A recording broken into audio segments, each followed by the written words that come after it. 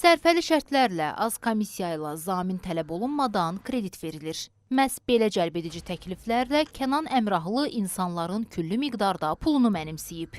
200-dən artıq vətəndaşın kart məlumatlarını ələ keçirən kiber dələduz aparılan əməliyyatlarla özü də ələ keçirildi.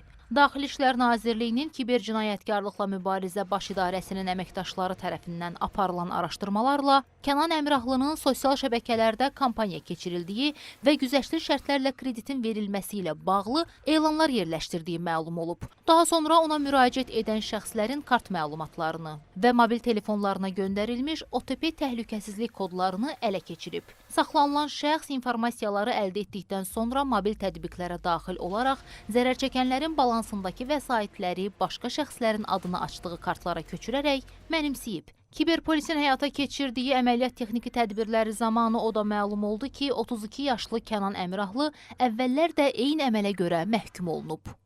Sosial şəbəkələrdən müxtəlif banklara aid saxta elanlar paylaşaraq bizə yazan müştərilərdən komissiya haqqı istəmişəm və onların 16 rəqəmli kodu və OTP kodunu istəmişəm və onların kartlarında məbləğləri oğurlamışam.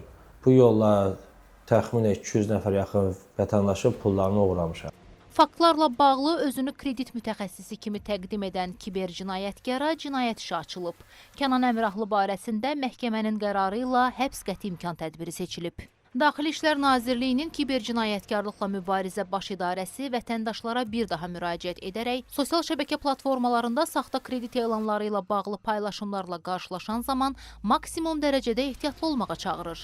Sürətli və aşağı faizli kredit imkanı kimi başlıqlı elanlara bankların adını və ya loqolarını təqlid edərək fişinq məqsədi ilə göndərilən mesajlara, eləcə də göndərilən keçidlərə mütləq diqqət yetirilməlidir.